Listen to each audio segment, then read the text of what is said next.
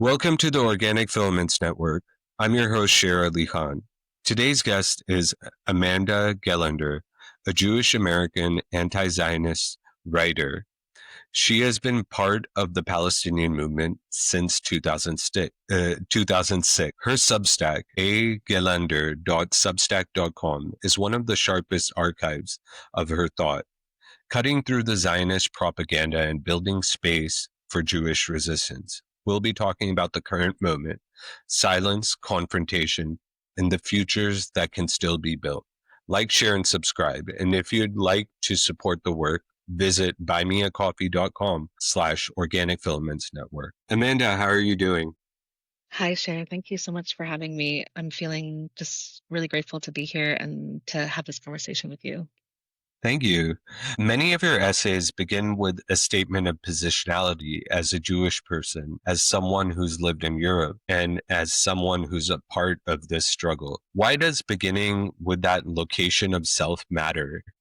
It's a really good question. What I'll say first and foremost is that I do not believe that Jewish voices matter more than anybody else's who are in solidarity with the Palestinian struggle. And of course, certainly not Palestinians. But folks like me in the West, Jewish folks, and particularly white Jewish folks, are much more likely to get platformed on these issues. Many people are really looking for someone who's white and then someone who is also Jewish to validate the Palestinian struggle that does not need Jewish validation, that does not need white validation whatsoever. So when I locate myself in the fact that I am Jewish, it's not to say, therefore, take my opinion more seriously, which is something that you do see happen. And unfortunately, a lot of the folks, Jewish folks who self-identify as anti-Zionist are in fact liberal Zionists. Jewish people are often watering down the struggle, defanging the struggle, not openly and unapologetically supporting the resistance, the Al-Qassam brigades who are fighting and defending their people in occupied Palestine. And so for me, centering the work, or at least noting that I'm coming from a place of being Jewish, is directly connected to the facts of Jewish complicity. So that is what makes it relevant, is that the Jewish people overwhelmingly have absorbed Zionism fully and completely, really, into the community. Every synagogue, every Jewish community center, every Jewish school, every Jewish organization, is in some way, shape, or form. I mean, and when I say every, I mean almost all, right? Are bought in and supporting the Zionist settler-colonial project. And so I think that a lot of times you have a lot of Jewish people who are not willing to reckon with what we have wrought in occupied Palestine and how deeply invested our synagogues, our spaces, our community is in upholding a Holocaust in occupied Palestine that has just in the last almost 2 years killed hundreds of thousands of people. We don't even know the number yet. A brutal, systemic, horrific campaign of starvation, constant bombardment, systemic rape in prisons. And this has been going on for, since the beginning of the Zionist entity. This is nothing new. This is not just Netanyahu. This is the nature of Zionism and Zionist settler colonialism on the land that the Jewish community has completely absorbed and supported. So when I talk about my Jewishness, it's not to say my opinion is more important, because it's not. It's not at all. It's to assert the need for Jewish people to urgently tear down Zionism within our own community, reckon with our own complicity, and handle it. So, yeah. Thank you for that introduction. And in one of your May 2025 articles, you described Zionism as a colossal Jewish fascism problem.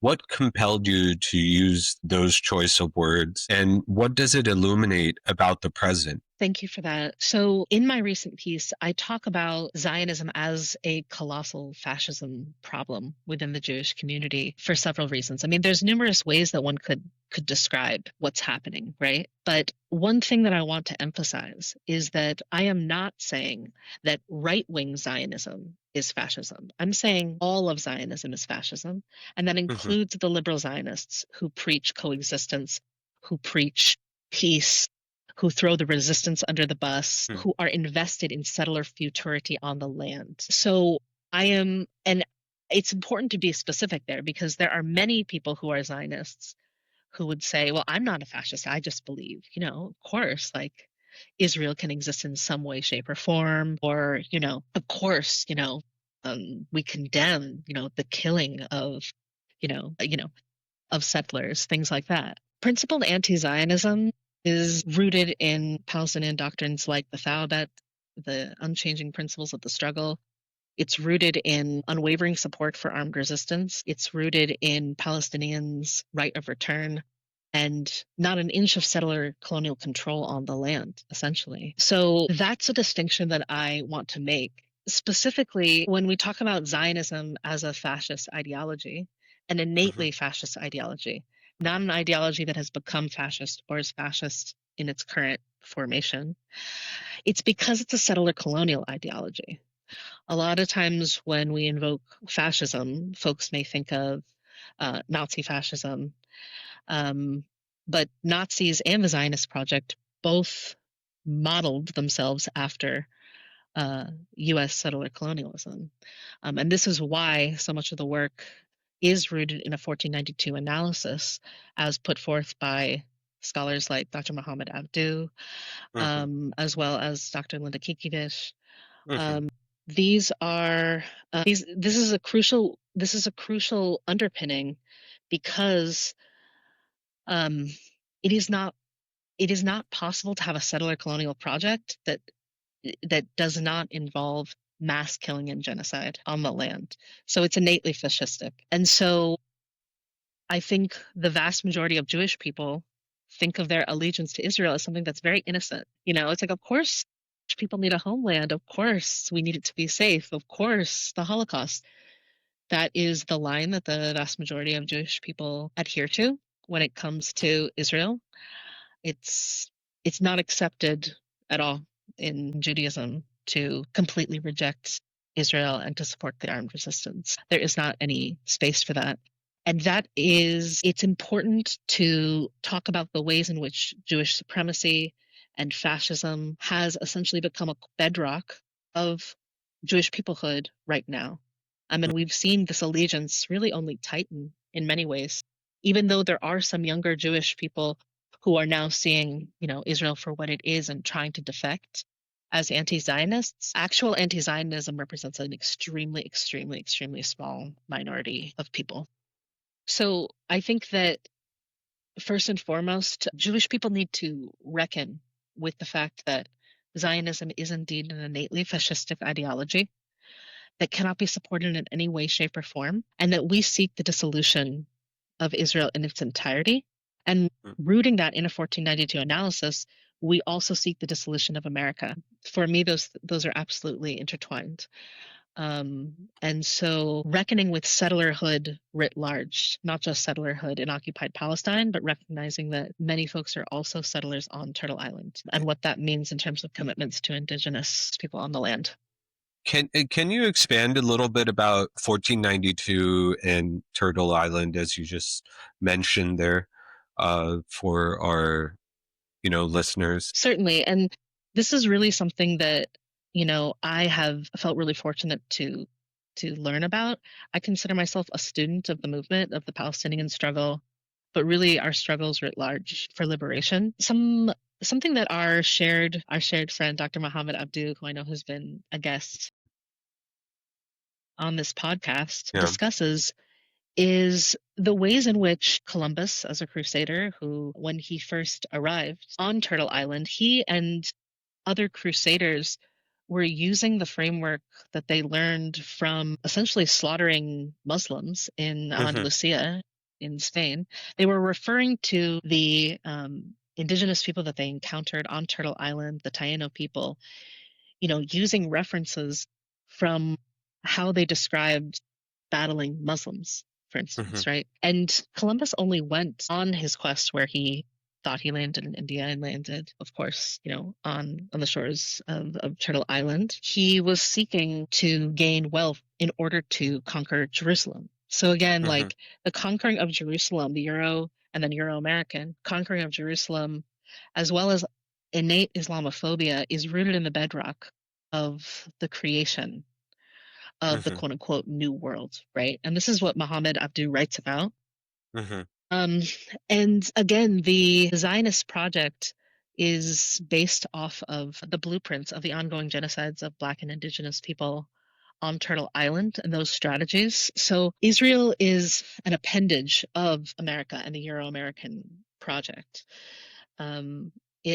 It's not just something that America funds. It's not just America sending the weapons. It is an extension of the Euro-American empire. And we as Jewish people function as the moral shield, the soldiers, we are the willing settler colonial soldiers who carry water for crusading empire and execute this bloody Holocaust and have soaked it so deeply into the Jewish identity that most Jewish people think that this right to living and slaughtering on stolen land is innate to the Jewish identity at this point.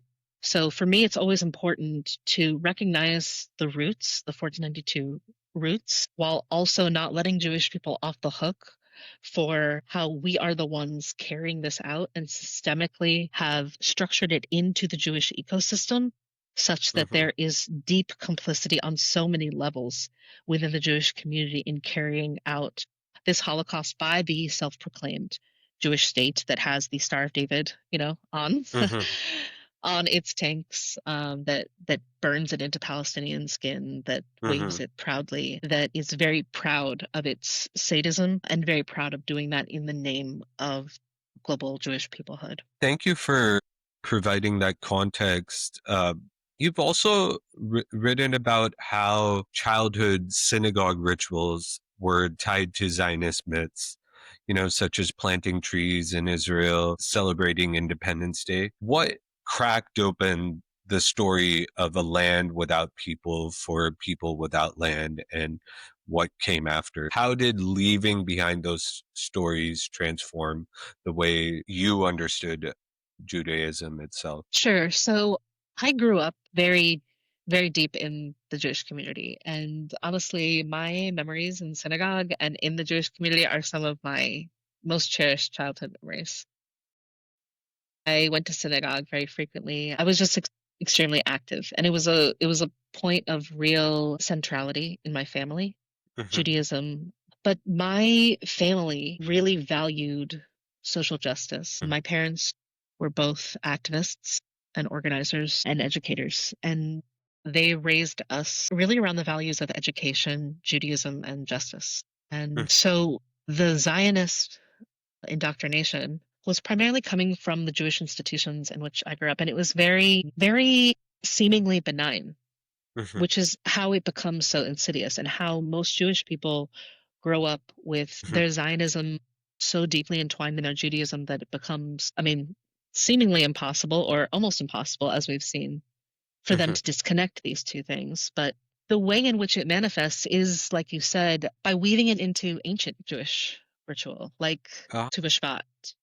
Tu B'Shvat, you mentioned, celebrates the trees, and most Jewish kids give money to plant trees in occupied Palestine, and specifically are giving to the Jewish National Fund, which is an organization that has absolutely devastated the local environment across occupied Palestine by uprooting olive trees, ancient sacred olive trees, and planting invasive pines, flammable invasive pines that remind the settler colonial occupiers of their European roots. Yeah. And so this entire, and in addition, the Jewish National Fund's pine trees intentionally covered over the mass slaughter on the land. So as a child in synagogue, you're just taught Israel's wonderful. You're taught all these myths about Israel and how it's beautiful and how it's for us and how it was empty and how we need it after the Holocaust. All these lies, all these myths. Yeah, things like it's Israel's birthday, it's we have pride, let's, have a celebration, etc. So you grow up having this just, seemingly seamlessly, essentially weaved into really ancient, beautiful Jewish Mm-hmm. ritual and holidays. So, and you're also taught that those who criticize Israel don't understand because they're not Jewish and they Mm-hmm. probably are anti Semitic. And that's taught so naturally that most Jewish people never move out of it. That does not I just want to be clear, the indoctrination that happens for folks who grow up in the Jewish community does Mm-hmm. not let Jewish people off the hook. Mm-hmm. We all grow up with certain ways in which we're indoctrinated, whether that is allegiance to America, whether that is whiteness, what have you. Like, it's a responsibility for Jewish people to understand this is what Zionism actually is. Mm-hmm. It is severed heads. It is slaughtered children. It is systemic rape in torture camps. That's what Zionism is, because that is Zionism's impact on the ground. So Mm-hmm. the myths that we were taught, it's our responsibility to rapidly seek to undo that so that we can start moving in principled solidarity, because the responsibility really does lie on us. If Jewish people did not accept so willingly that Yeah. this settler colony on stolen land was part of Jewish identity, it would not be able to continue. We function as the soldier, but also the moral shield. This brings me to something you've argued in some of your work. That is the rhetoric of Jewish safety and how that has been weaponized to equate anti-Zionism with anti-Semitism. In your mind, how does this narrative of Jewish safety protect the state while endangering both Palestinians and dissenting Jews? It's a great question.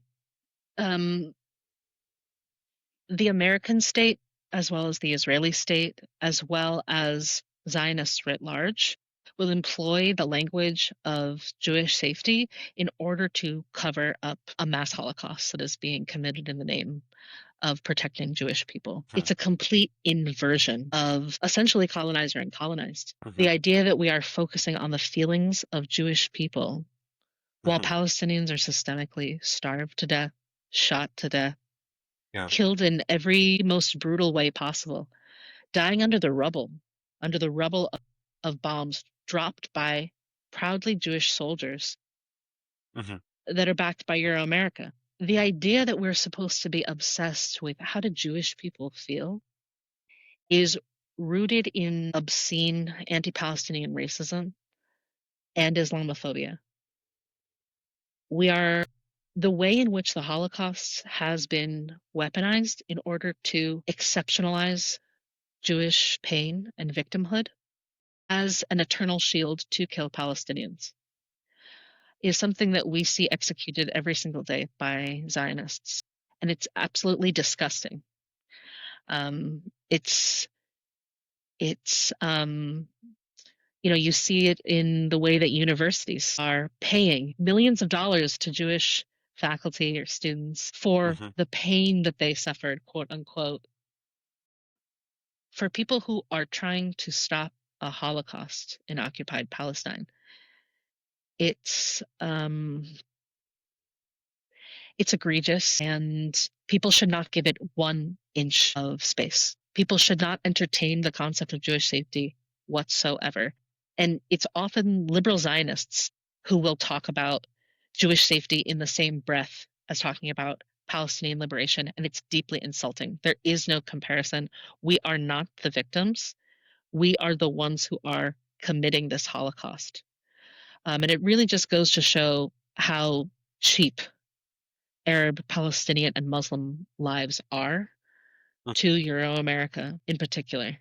That can be invoked, Jewish people as the eternal victim. You've also described Sheryl Sandberg, the billionaire former CEO, starring in a Zionist propaganda film after October 7th, crying wolf tears about a future Holocaust while Gaza is being burned. What do these performances of victimhood accomplish for the empire? Yeah, so in that clip, Sheryl Sandberg said, if it came to it, if there was another Holocaust, would you hide me? Would you hide me? The idea that this white billionaire would need to be hidden in this hallucinated idea that she is the victim when Palestinians are being slaughtered in the tens and hundreds of thousands right now. It's um it's it's a way in which Zionism has become, in many ways, the tip of the spear of this Euro-American settler-colonial project. Being Mhm, 77 years in, as mhm, America is 533 years into their project. In this iteration, you have a Euro-American settler-colonial project that has the benefit, because Jewish people, we have opted into this, has the benefit of shrouding itself in this victimhood. It's like, well, what are you yeah. gonna, are you anti-Semitic? And Mhm, people in general are so afraid of being called anti-Semitic mhm, that Zionists just play that track on repeat yeah. over and over and over again. And the costs of that can be high for some folks. Like, the state is, looking for quote unquote anti-Semitic content, actually just anti-Zionist content, to Mhm, determine things like visas.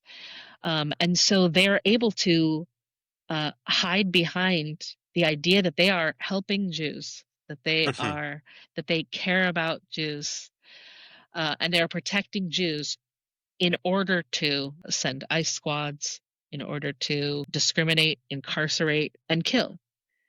So we function as that, we as specifically white Jewish people and mhm, Jewish people writ large function as this very convenient intermediary force that protects empire in doing a disgusting live streamed Holocaust in Gaza and across occupied Palestine, while still mhm. maintaining a posture of victimhood, a complete reversal of victim and offender. Yeah. Yeah, I wanted to discuss building on that. The US Congress has passed resolutions declaring anti-Zionism to be anti-Semitism, even as Israel's sort of propaganda machine unravels in real time. What is the relationship in your mind between the Zionist machine on a certain level and the policies that are being used to reinforce or criminalize dissent? So one of the essentially tools, I would say, that Zionists use in order to push the prosecution of Hmm. anti-Zionists is called the IHRA definition of anti-Semitism. And this is a definition created by Zionists in order to try and legally conflate anti-Zionism and, actual targeting of Jewish people for being Jewish, right? So it's a definition which uses examples of critique of Israel and Zionism in order to show that someone is anti-Semitic. And you see this being taught in schools. You see this trying to be incorporated into policy globally, not just in the United States. So it's a potent weapon because it's just a furthering Zionist attempt to calcify the conflation that Jewish personhood that the settler colony of Israel is an innate part of Jewish personhood. And the thing is, most Jewish people think that that is true. This is Hmm. why we have a fascism problem. So again, like those of us who are genuinely anti-Zionist, we Hmm. know that it's a lie to say that, oh, Zionism isn't Judaism, when the vast majority of Jewish people believe it to be so. Like, it shouldn't be the case. Of course, Judaism is an ancient practice, and the settler Hmm. colony of Israel is 77 years old.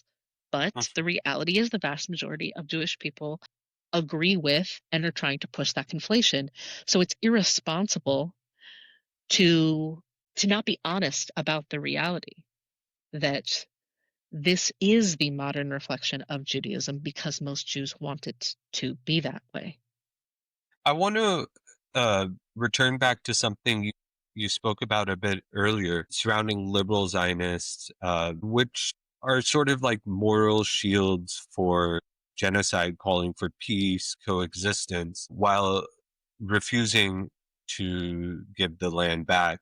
Why does this politics sort of remain so durable in the Jewish community in your mind? Well, first of all, I'll say that the folks that I recommend that people read when it comes to this topic is the Good Shepherd Collective. They're based in the West Bank, and they Hmm. do fantastic work and writing on this topic in particular, and on how the structure of NGOs, Democrats, just neoliberal fundraising cycles, all of that Hmm. keeps Euro-American Jewish anti-Zionist, quote unquote, really liberal Zionist advocacy really safe, performative, photo ready, palatable, electoral, all of these things. Yeah. And so the reality is most self-proclaimed, Jewish anti-Zionist individuals and organizations are in fact liberal Zionists. You won't see them supporting the resistance. You Hmm. won't see them calling for settlers to leave and the complete destruction of Israel. Hmm. You'll see them really toe the line. And part of it is because they want to exist within this whole structure, this liberal structure that Hmm. still believes in America, that thinks they're trying to elect people not only that always betray Palestine, but government on stolen land. Like the U.S. is innately fraudulent, just like Israel is innately fraudulent. Hmm. So they're not getting to the root issue of anything.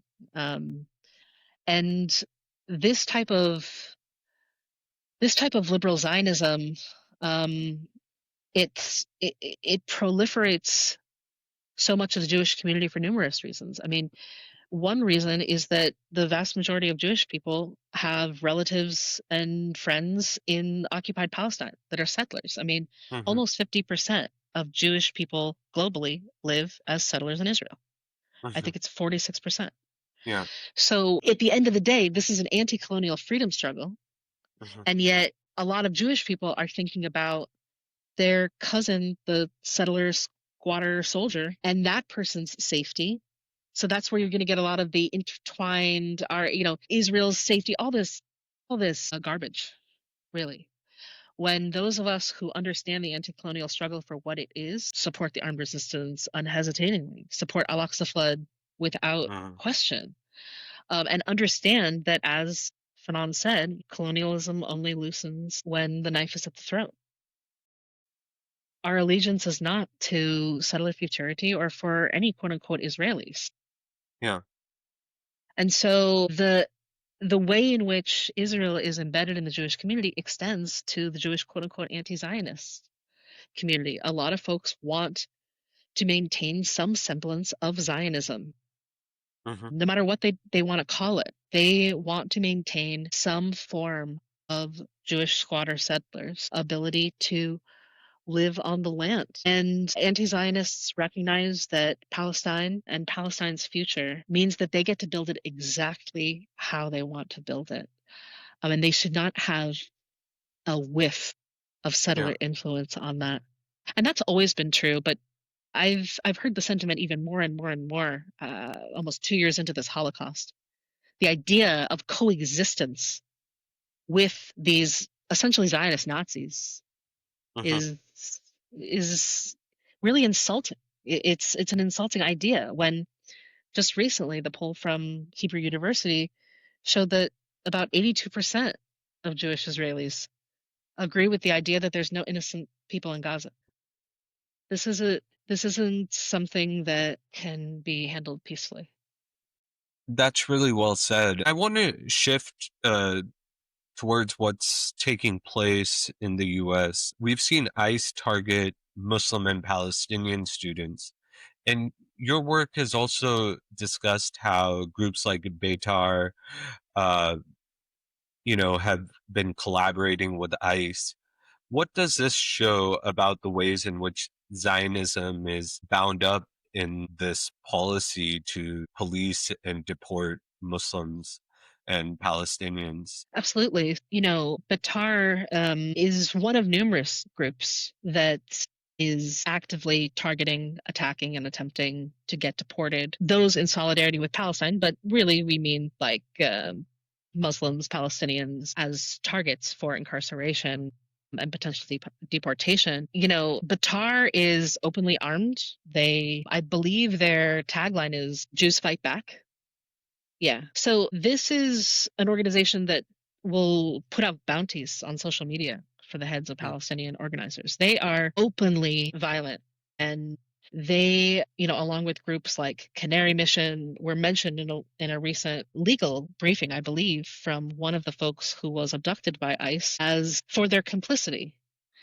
And so we have Jewish organizations who are directly connected to the highest echelon of the US government in order to synchronize this subjugation, criminalization, incarceration, and attacks writ large. And so, obviously, the way we see this manifesting the most starkly is in Gaza, is in Palestine, with these types of partnerships between Jewish Zionist organizations and the US state in executing violence. But we see it globally, and we see it in the US as well, of course. And they are all invoking the concept, as we discussed, of Jewish safety in order to use the state to come down hard on Muslims, Palestinians, and Arabs. And so much of that has already been established by Euro-America in the decades and decades, and as Muhammad Abdul-Jawwad argues appropriately, hundreds of years long attack on Islam and Muslims in particular.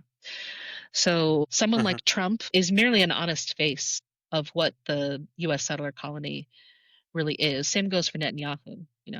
They are openly fascistic and totalitarian, but the settler-colonial structure itself is fascistic and totalitarian. It's important to emphasize that the increased violence right now is a mask off, but it's not anything different than what we've always seen from these violent settler-colonial projects, be that Israel or the U.S. There was an article that you wrote for The Connections where you discuss the Al-Aqsa Flood operation on October 7th, in which Israel murdered scores of its own people, and many Jewish anti-Zionist individuals and organizations had the audacity to condemn the resistance. Can you speak a little bit about that? What is lost, these condemnations, and what is lost when Jewish anti-Zionists distance themselves from Palestinian resistance? Absolutely. The organizations like JVP and others who threw the resistance under the bus right after the brave, heroic, and miraculous Al-Aqsa Flood operation, in which Palestinians breached the high-tech separation wall and flew over it miraculously. They set the foundation for all the violence that we're seeing today, because in throwing the resistance under the bus, they set a precedent that it was some Palestinians were okay to kill. They criminalization of the resistance, the throwing them under the bus, manufactured consent for the atrocities. And it's morally reprehensible for anyone, but for Jewish people in particular, to, as the self-proclaimed Jewish state rains down bombs on Gaza, to condemn the people who had the skill, the know-how, the bravery, the faith to find a way to subvert their colonial occupiers and retouch the land that they had been displaced from. Many of the people in Gaza are displaced from that land right on the other side, and were able to touch it for the first time.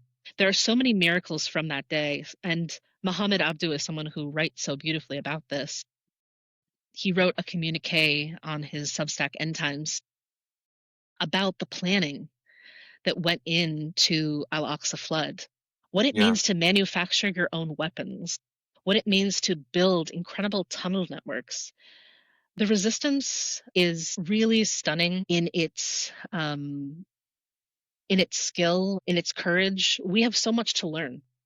I consider myself a student of the movement Mhm, generally, and Al-Qassam brigades and the resistance are teaching us what mhm, it looks like to resist under complete siege, under the boot of mhm. a fascist occupier that has the most high-tech tools, that is surveilling, that has cut you off from all sides, and still they're able to not capitulate, they're able to spring from those death traps into resistance. And they're still resisting now, more than 700 days in. It's really stunning. So whenever self-proclaimed anti-Zionists that are actually liberal Zionists have the audacity to condemn the resistance, it's an ethical betrayal, it's a moral betrayal, and it's a fundamental misunderstanding of the struggle, because it's not going to be won the way that they think it will be won. Gaza is being defended right now by the resistance, and they deserve our utmost solidarity as we do what we need to be doing in the core.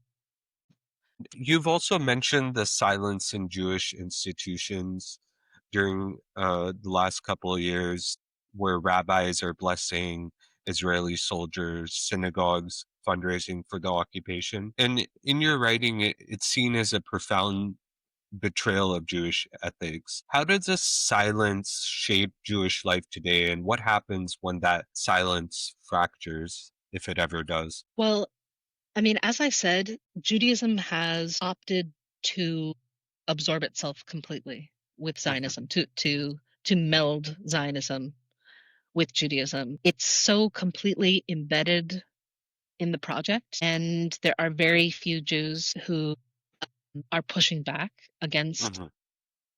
these, as I would say, like innately fascistic institutions because of the ways that they've adopted Zionism into the Jewish practice. So for me, the urgency for Jewish people who do understand the stakes of the struggle to be warring back against our quote unquote community is is of the utmost importance. And there are very few of us. And that's the reality right now. And every day our complicity grows as Jewish people. The crimes that are happening right now in Gaza, we are going to be unearthing them for decades and decades to come. These crimes are of such an unbelievable fever pitch, and we're only seeing a speck of what is actually happening. Yeah, And the reality is, like, even now, maybe when someone, says, like, oh, I don't agree with what's happening, like breaking the silence, quote unquote, it's so yeah, weak, it's so feeble, it's so late. We need an energy coming from the Jewish community warring against Zionism that really puts more on the line and takes this much more seriously.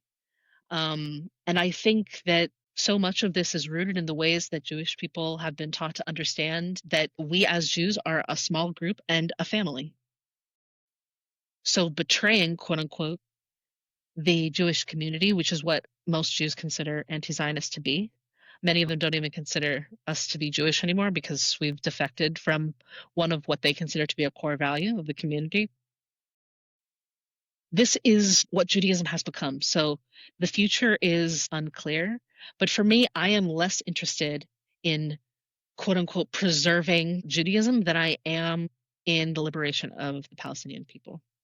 Like what happens to Judaism, it feels almost navel gazing to be focusing on that at a time when self-proclaimed, uh, enthusiastically Jewish people are saying that they are executing children in mass in the name of their Jewishness. yeah. Um, it's we're so far gone. We're so far gone.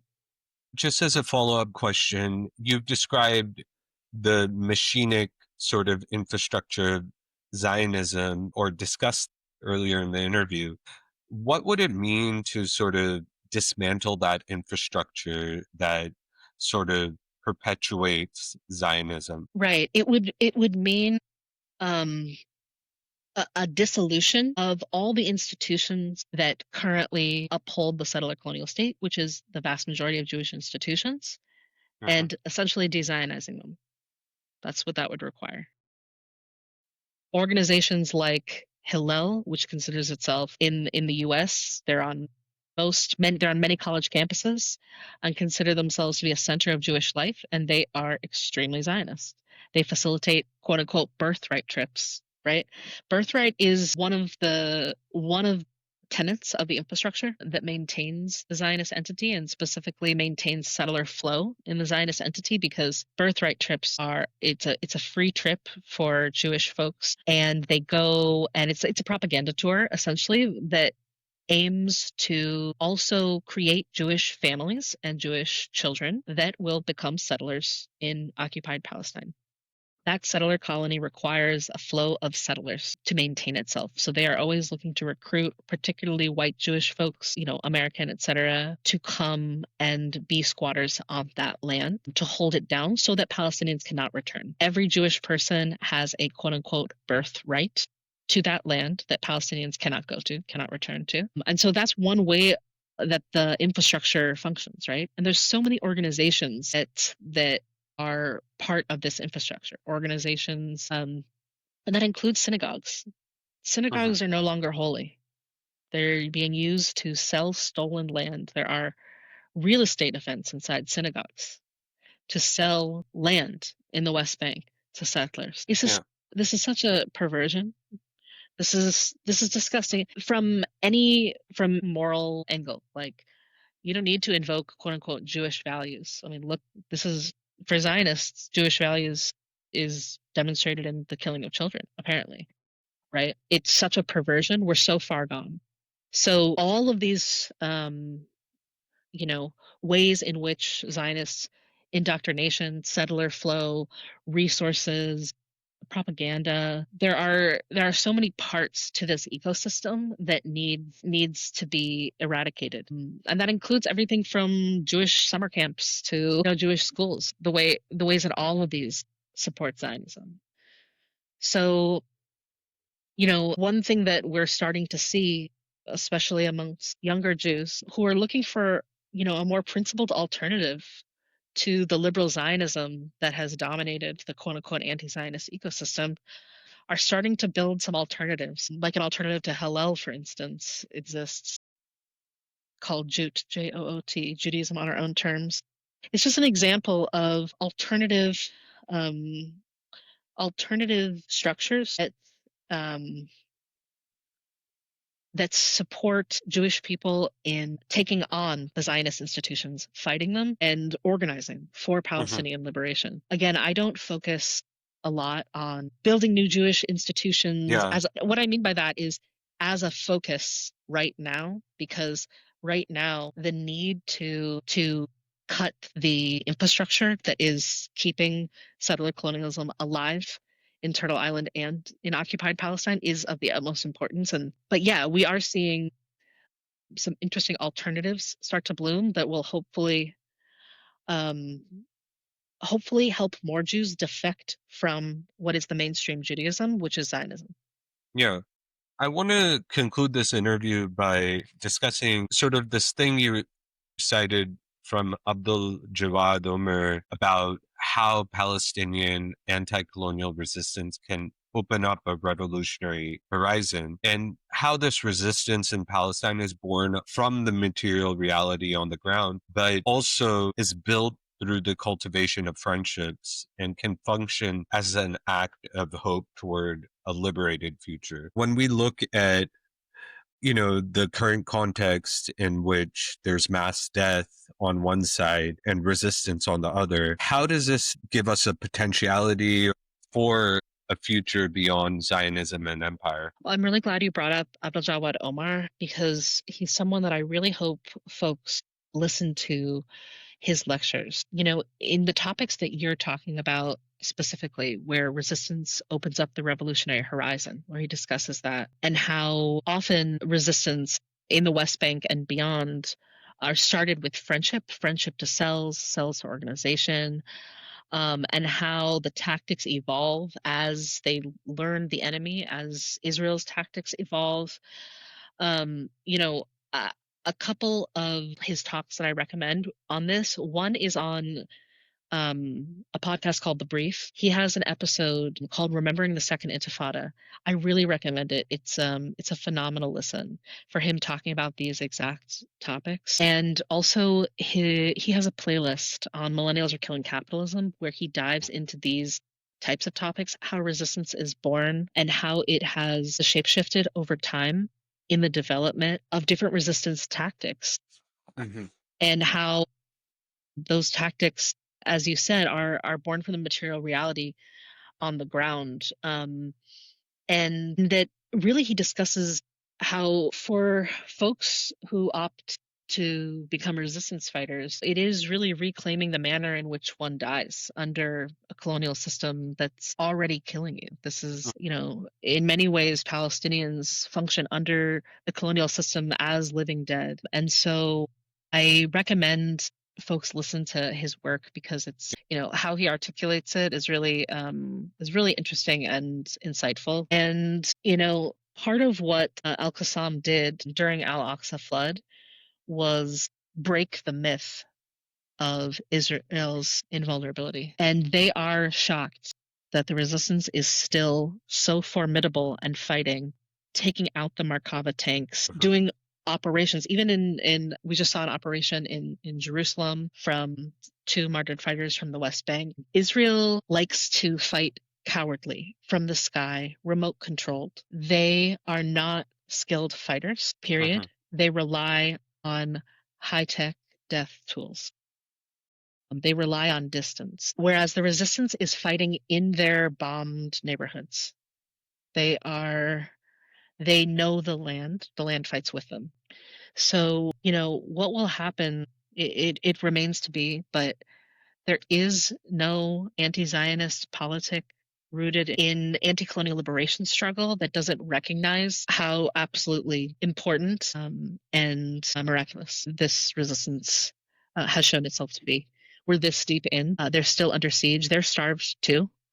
And they're still making weapons, recycling bombs that have been dropped from Israel, re-engineering them, and keeping them on their toes. So this isn't to romanticize or to overshadow the staggering Holocaust that Israel is enacting across Gaza and across occupied Palestine. But it is to say that the fighters are teaching us incredible lessons right now and deserve our utmost support and solidarity. And we need to be doing what needs to happen in the core so that it isn't just on them and so that it's not just Yemen in solidarity. Shout out to Yemen. Shout out to Yemen and Ansar Allah for their unwavering solidarity. Another people who have been absolutely decimated by, starvation and bombing. So, yeah. Yeah. Any last words to build more solidarity in this current moment when Palestinians are facing relentless assault and those things? Well, I would say just one thing I would add is that right now, Palestinian fundraising campaigns are what is keeping folks alive on the ground. And so I just want to encourage folks to go to lifelineforgaza.com or gazafunds.com, and you will see campaigns pop up. Please donate. Please donate generously to folks in Gaza who need funds in order to access food, in order to access tents, and really essentials on the ground. So as we look towards these bigger pictures and addressing these systemic roots, it's also important to keep our donations flowing for anyone who has the means. Thank you for appearing here on the Organic Filaments Network, sending you lots of love and solidarity, and thank you for educating us with your clarity and for naming Zionism as a structure of empire and a site of resistance in a moment when Palestinians are facing relentless assault. Thank you so much for having me. Yeah, your words remind us that solidarity means refusing silence, rejecting colonial narratives, and standing with all oppressed peoples fighting for liberation. If this conversation resonated with you, please like, share, and subscribe. And if you'd like to support the work, visit buymeacoffee.com/Organic Filaments Network. Again, thank you.